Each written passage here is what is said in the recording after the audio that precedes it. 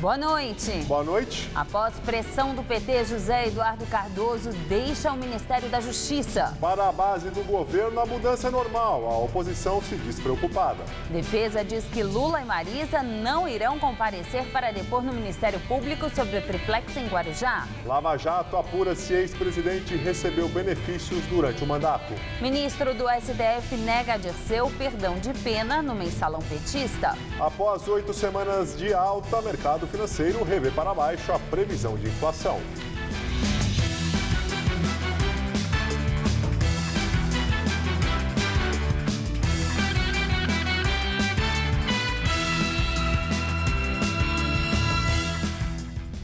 José Eduardo Cardoso deixou o Ministério da Justiça. O novo ministro é Wellington César Lima e Silva. Ele foi procurador-geral de Justiça da Bahia no governo Jacques Wagner. José Eduardo Cardoso ocupou o Ministério da Justiça desde o começo do primeiro mandato da presidente Dilma Rousseff, em 2011. Ele deixa o cargo após pressão de parte do PT, que reclamava de falta de controle sobre a Polícia Federal, principalmente nas investigações da Operação Lava Jato.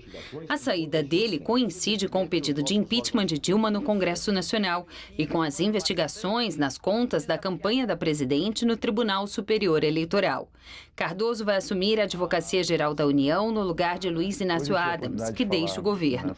O Palácio do Planalto também anunciou o nome de Luiz Navarro para a Controladoria-Geral da União. Ele entra no lugar de Carlos Higino, que estava interinamente no cargo, desde que Valdir Simão foi para o Ministério do Planejamento em dezembro. Em nota, a Associação Nacional dos Delegados da Polícia Federal manifestou extrema preocupação com a mudança no Ministério da Justiça e pediu o apoio do povo brasileiro para defender a Polícia Federal. E a troca do ministro da Justiça foi vista com naturalidade pelos senadores governistas e com alerta de interferência na Polícia Federal pelos oposicionistas. Para o vice-líder do PSDB, senador Aloysio Nunes Ferreira, a mudança de José Eduardo Cardoso do Ministério da Justiça para a Advocacia-Geral da União é reflexo das pressões que o PT vinha fazendo para que o ministro interferisse nas investigações da Polícia Federal. Essa Operação Lava Jato, que é um verdadeiro trem a 300 km por hora, prossiga, e é bom que prossiga. Não adianta mudar o ministro da Justiça achando que um novo ministro da Justiça poderá encabrestar a Polícia Federal. Era voz corrente que o PT considerava que o ministro da Justiça estava em falta para com eles porque não tinha colocado o freio na Polícia Federal. A Polícia Federal estava correndo solta. A senadora Ana Amélia Lemos, do PP, foi na mesma linha e também disse que a saída de Cardoso foi provocada pelo PT e pelo isolamento que o partido está impondo à presidente Dilma Rousseff. O grande risco é se essa substituição no Ministério da Justiça significar a dúvida de que a independência com que o ministro Eduardo Cardoso manteve o trabalho da Polícia Federal. Se isso, de alguma maneira, contaminar o que até este momento a Polícia Federal vem fazendo. Já a senadora Gleisi Hoffmann, do PT, negou que seu partido tenha provocado a saída de Cardoso. Qualquer ministro que entre no Ministério da Justiça vai ter que ter o posicionamento do ministro Zé Eduardo. A Polícia Federal tem autonomia, inclusive, para seus delegados instaurarem inquéritos sem avisar a direção da Polícia Federal. E isso foi permitido no governo do presidente Lula, inclusive, porque antes não era assim. Direto de Brasília, Josias de Souza fala sobre a saída de José Eduardo Cardoso do Ministério da Justiça. Com a economia em ruínas e a política em avançado estado de putrefação, a única coisa que funciona hoje no Estado brasileiro é o setor de investigações. Alvejado, Lula decidiu conspirar contra a Operação Lava Jato. Lula acionou sua infantaria partidária para derrubar o ministro da Justiça, o petista José Eduardo Cardoso. O ministro esboçou alguma resistência, mas acabou dobrando os joelhos e Dilma levou sua cabeça à bandeja. Cardoso será transferido da pasta da Justiça para a Advocacia-Geral da União. Lula e o PT sonham com algo improvável, o controle da Polícia Federal. Esse esforço do petismo para controlar a Polícia Federal é desalentador e inútil. É desalentador porque revela que é infinita a capacidade do partido de Dilma de criar problemas para o governo dela. E é inútil porque a Operação Lava Jato já não pode ser controlada. A Polícia Federal não age sozinha, está submetida à supervisão do Ministério Público Federal, que, por sua vez, segue as determinações do juiz Sérgio Moro. É grande a cumplicidade entre esses três elos da investigação. Deve-se acompanhar com lupa os próximos movimentos do novo ministro da Justiça, Wellington César. É um procurador do Ministério Público da Bahia. Foi indicado pelo ministro Jacques Wagner, chefe da Casa Civil, amicíssimo de Lula. Se o novo ministro for inteligente, ele se fará de idiota sempre que um idiota se fizer de inteligente numa conversa com ele, sugerindo-lhe que controle a Polícia Federal. Boa noite. Por determinação do juiz federal Sérgio Moro, 32 milhões de reais foram bloqueados de contas do publicitário João Santana e da mulher dele, Mônica Moura, e de uma agência controlada pelo casal. A maior parte do valor bloqueado está em contas em nome de Mônica. A suspeita é de que o casal tenha recebido 7 milhões e 500 mil dólares desviados da Petrobras em conta não declarada no exterior. Em depoimento à Polícia Federal, eles confirmaram o recebimento de pagamentos fora do Brasil por campanhas eleitorais na Venezuela e em Angola. Os dois permanecem detidos em Curitiba pelo menos até a próxima quinta-feira. A defesa do ex-presidente Lula entrou com pedido de habeas corpus no Tribunal de Justiça para evitar que ele seja conduzido à força para depor no Ministério Público Estadual. O depoimento está marcado para quinta-feira. Lula, a mulher Marisa Letícia e o filho Fábio Luiz, o Lulinha, foram intimados na sexta-feira a depor sobre o triplex em Guarujá. A promotoria informou que poderá pedir ajuda policial para eles serem levados à força caso não compareçam. Hoje, a defesa de Lula apresentou ao Ministério Público as explicações por escrito e disse que a família não vai comparecer ao depoimento quinta-feira. Em nota, os advogados justificam a ausência alegando irregularidades cometidas pelo promotor do caso, Cássio Concerino. Eles dizem que houve pré-julgamento por parte do promotor e que o ex-presidente não se importa de divulgar nada, nem de prestar esclarecimentos, desde que seja para uma autoridade competente e principalmente imparcial. O Ministério Público de São Paulo informou que, por um erro, Lula e Marisa tinham sido notificados de que eram obrigados a ir prestar depoimento. O promotor Cássio Concerino esclareceu que eles não são obrigados a prestar depoimento no Ministério Público. E em manifestação enviada ao Supremo Tribunal Federal, a Força-Tarefa da Operação Lava Jato informou que apura se o ex-presidente Lula recebeu vantagens indevidas durante seu mandato. Para os procuradores, uma avaliação prévia das provas indica a suspeita de que o apartamento no Guarujá e o sítio em Atibaia podem ter relação com a lavagem de dinheiro. Essa é a primeira vez que a Lava Jato fala sobre as apurações envolvendo o petista. Em nota, o Instituto Lula diz que o ex-presidente nunca recebeu vantagens indevidas, nem durante ou depois do seu mandato. O presidente da Câmara dos Deputados, Eduardo Cunha, enviou ao Supremo Tribunal Federal a defesa sobre o pedido de afastamento dele, feito pelo Procurador-Geral da República, Rodrigo Janot. A defesa alega que a solicitação da saída do cargo é uma tentativa de condenação antecipada. Ele também diz que o afastamento contraria o princípio da presunção de inocência. No pedido de afastamento, Janot argumenta que Cunha usa o cargo para constranger parlamentares, inclusive os que estão analisando o caso dele no Conselho de Ética da Câmara, e obstruir os trabalhos da Operação Lava Jato. Cunha é acusado de ter recebido 5 milhões de dólares em propinas de corrupção na Petrobras. Ele nega a acusação. Militantes do PSDB em São Paulo foram às urnas ontem para escolher em primeiro turno o candidato que vai concorrer às eleições municipais aqui na capital este ano. A votação foi marcada por confusão e denúncias de abuso de poder econômico. O resultado saiu na madrugada de hoje. O empresário João Dória Júnior ficou em primeiro lugar com 43% dos 6.216 votos apurados. O vereador André Matarazzo teve 32% e o deputado federal Ricardo Trípoli, 22%. Dória foi apoiado pelo governador Geraldo Alckmin, Matarazzo pelo senador José Serra e pelo ex-presidente Fernando Henrique Cardoso. Os dois vão disputar o segundo turno das prévias no dia 20 de março. Quem ganhou foi a democracia do voto, a democracia da eleição. Vamos para o segundo turno para ganhar também. Todo partido se envolveu, todos vocês me ajudaram muito nisso, principalmente pelo espírito democrático que todos vocês demonstraram nessa campanha que foi limpa e que foi cheia de ideias e de sugestões para transformar a nossa cidade. O primeiro turno da eleição tucana foi marcado por confusões, polêmica e atraso na apuração. Aliados de André Matarazzo e Ricardo Trípoli enviaram à executiva municipal do partido um pedido de cancelamento da pré-candidatura de João Dória. Eles alegam que o empresário cometeu abuso do poder econômico, propaganda irregular, infrações à Lei Cidade Limpa e transporte de eleitores para a votação. Eles queriam que a votação do primeiro turno fosse cancelada, mas o presidente do PSDB municipal, o vereador Mário Covas Neto, disse que a impugnação terá que ser deliberada pela executiva do partido. Por causa de uma confusão, os votos do diretório do Tatuapé, na zona leste de São Paulo, não serão contabilizados. A urna eletrônica foi danificada após uma briga entre militantes de pré-candidatos.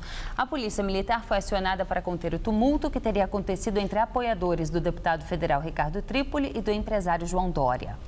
Em nota, João Dória diz que lamenta que 2 dirigentes do PSDB tentem impugnar uma candidatura que disputa com legitimidade e entusiasmo as prévias do partido.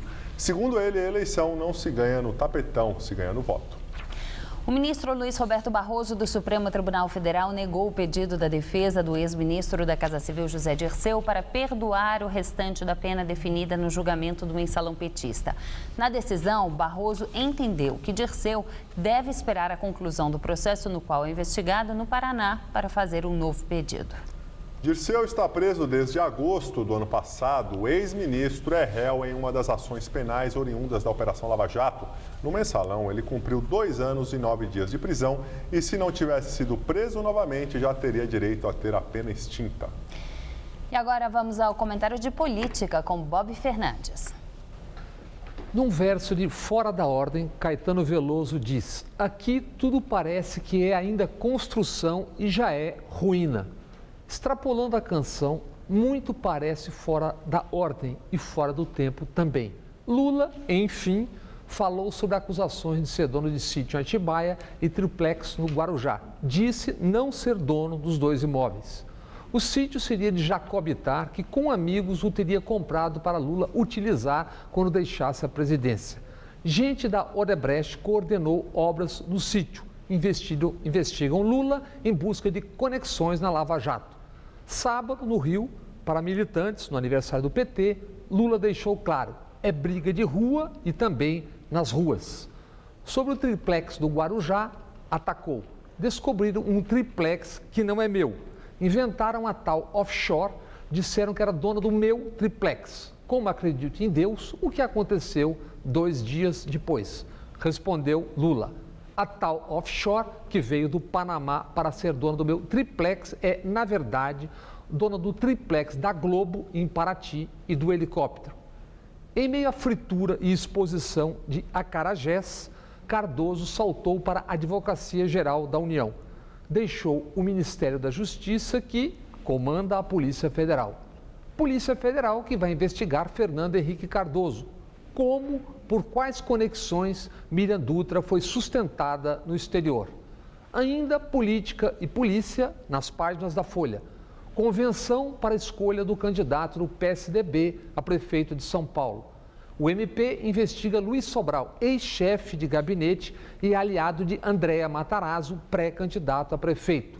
Sobral, sócio de herência, ex-diretor do Teatro Municipal, onde teriam embolsado 20 milhões.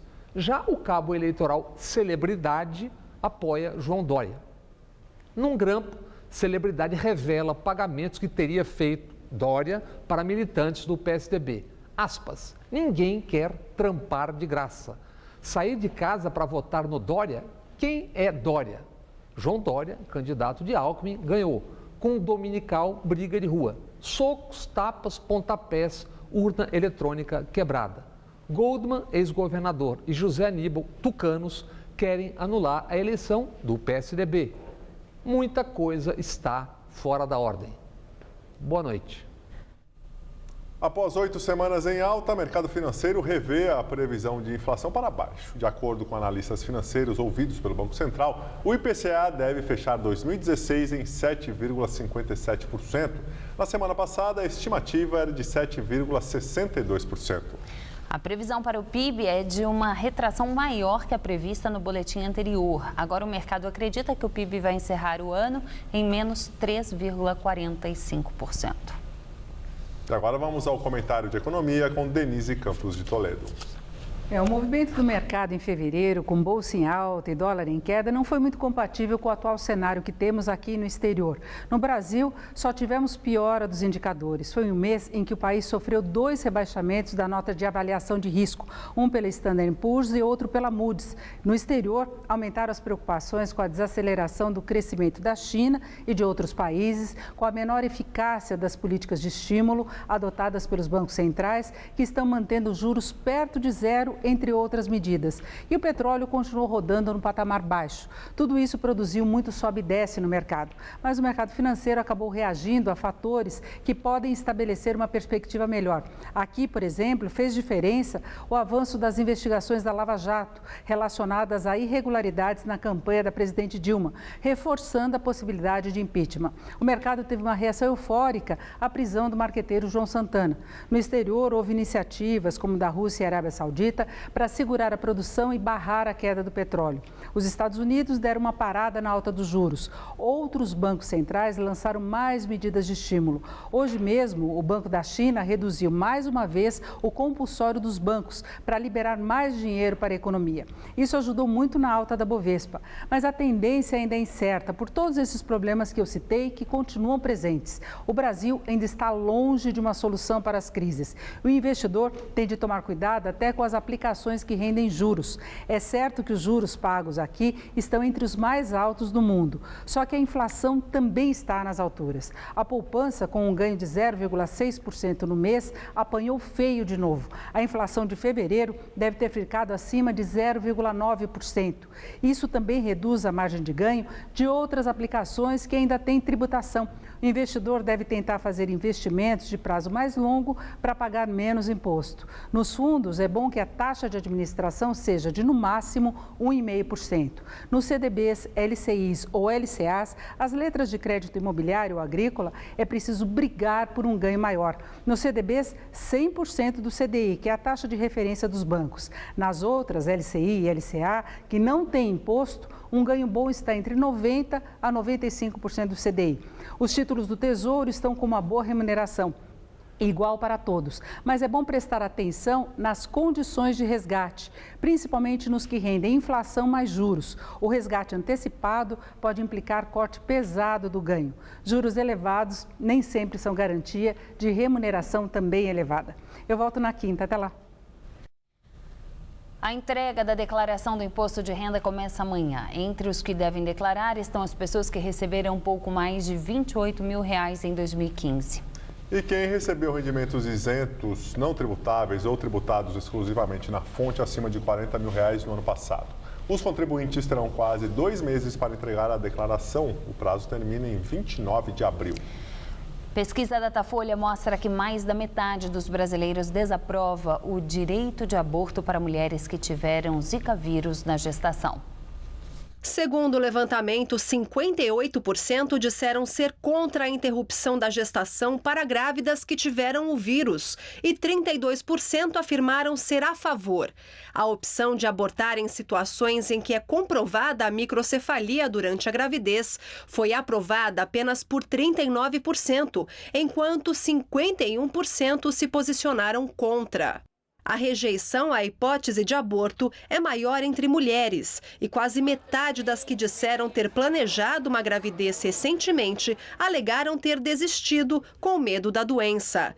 Diante do aumento de casos, a ONU recomendou aos países afetados pelo Zika que discutissem o direito de aborto para mulheres nestes casos. A Organização Mundial da Saúde ainda estuda se há relação entre o Zika vírus e o desenvolvimento de microcefalia em bebês. A pesquisa foi realizada com 2.768 pessoas entre os dias 24 e 25 de fevereiro. A margem de erro é de 2 pontos. Moradores da Vila Santos, na zona norte aqui da capital, reclamam da violência na região. Segundo eles, a falta de iluminação nas ruas favorece assaltos durante a noite. A família da Ellen se mudou há mais de 20 anos para Vila Santos, próximo ao Horto Florestal, na zona norte de São Paulo, para ficar perto da natureza e aproveitar a tranquilidade do local. Mas as coisas mudaram. De uns 5 anos para cá que começou a ter problema de assaltos pequenos, às vezes coisas que ficavam na garagem. E agora começou a ter mais assalto, assim, de entrar dentro da casa, roubar televisão. E não tem iluminação. Desde quando eu moro aqui, não subiu iluminação para a rua cresceu e não foi feita iluminação. Quem vive aqui diz que cenas como esta são cada vez mais comuns. Nas imagens do início do ano, uma moradora é rendida na rua Lagoa Jaguaruna por uma dupla que se aproxima de moto e leva o celular. Neste outro vídeo, um homem pula o muro de uma residência e procura algo para roubar. E além de tudo, os criminosos ganham uma ajuda da natureza. É que com um mato alto e denso assim, sem ser cortado pela prefeitura, fica fácil se esconder aqui. E aí o bandido só precisa esperar uma pessoa passar para dar o bote. Quem corta os matos são os próprios moradores aqui que ajunta, corta aqui um pouco as matas para dar um pouco de acesso para a gente ver o que está acontecendo atrás dos matos ali. Mas e prefeitura? Prefeitura nada. Você fica preocupado. Daqui desse mato aqui atrás de mim, já saiu o camarada aqui 1h30 da manhã com um fuzil. Foi pego numa das câmaras de uma das casas aqui. No fim da rua tem um posto da Polícia Militar. Você vai lá e reclama, aí o posto policial fala assim, que eles têm 2 viaturas que são responsáveis por toda a Pedra Branca, toda a Vila Santos, e que não dá para passar direto. O jeito então foi criar um grupo no WhatsApp para que um vizinho alerte o outro se vir alguma movimentação suspeita na rua. Se você sai sozinho é uma coisa, agora se sai vários moradores das casas e olha para a pessoa, aí a pessoa já se sente, como é que fala... Fica com medo, né? E vai embora. A Secretaria Municipal de Serviços, por meio do Departamento de Iluminação Pública, o ILUMI, informou que uma equipe de manutenção irá ao local mostrado na nossa reportagem. Já a Secretaria de Segurança Pública do Estado informou que está empenhada no combate à criminalidade na Vila Santos. A delegacia da região realiza operações contra roubos todos os meses. Na semana passada, 5 pessoas foram presas em flagrante. Além disso, a Polícia Militar adota medidas preventivas de patrulhamento com base nos registros de ocorrências. E agora a previsão do tempo para amanhã com Luciana Magalhães. A terça-feira será de tempo instável em todo o estado. Isso porque a frente fria que passou por aqui deixou o ar mais frio e úmido, o que fez aumentar a nebulosidade. Mas amanhã a chuva só é esperada com mais intensidade mesmo para o Nordeste e o Leste paulistas, onde ocorrem pancadas fortes e volumosas. Tanto que em Barretos e Franca, a máxima amanhã não deve passar dos 23 graus. E em Sorocaba, máxima de 25 graus e em Campinas apenas 22. Amanhã aqui na capital o dia fica chuvoso e a temperatura cai ainda mais em relação a hoje, máxima de 22. E a partir de quarta o céu vai abrindo aos poucos, mas são esperadas pancadas de chuva à tarde e à noite. A temperatura sobe gradativamente, chegando aos 24 na quarta e aos 27 graus na quinta-feira. A seguir, eleições americanas, Trump e Hillary são favoritos na véspera da super terça. Na Europa, tensão na fronteira da Grécia com a Macedônia. Centenas de imigrantes forçam a passagem e a polícia usa gás lacrimogênio. Qual Casper você é? Eu sou jornalismo. Eu sou relações públicas. Eu sou publicidade e propaganda. Eu sou rádio, TV e internet. Essa é a minha Casper. Essa é a nossa Casper. Tá tendo que descascar alguns abacaxis? Nesses tempos de vacas magras, a gente te ajuda trazendo receita boa, bonita e barata para você fazer aí na sua casa. TV Gazeta. Bom te ver sempre bem. Nesta segunda, no Todo Seu, Zé Armando Vanucci mostra o lançamento de um filme. Tem ainda musical com a cantora TT Espíndola, bate-papo e desfile de moda festa. Todo Seu, nesta segunda, 10h30 da noite.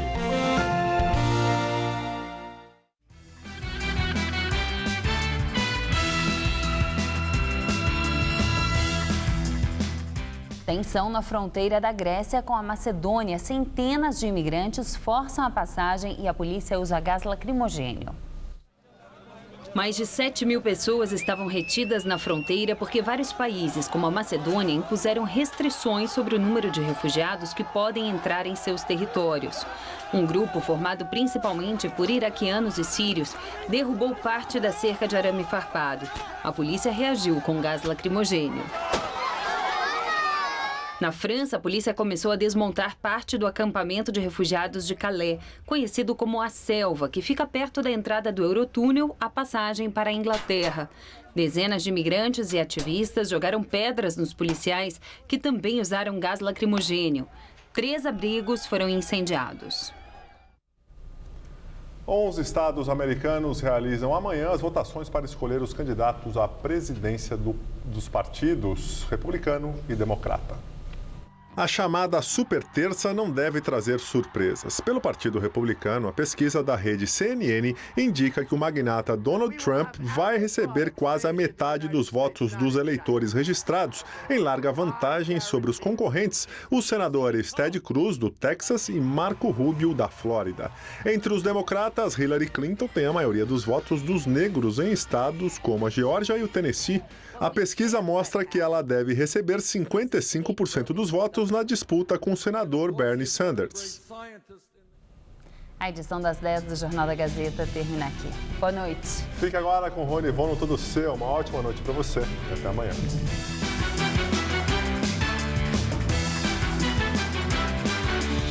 Conheça o dia a dia de quem trabalha no Circo em Projeto Um Dia. Daqui a pouco, 11h30 da noite. Assista agora Tudo Seu.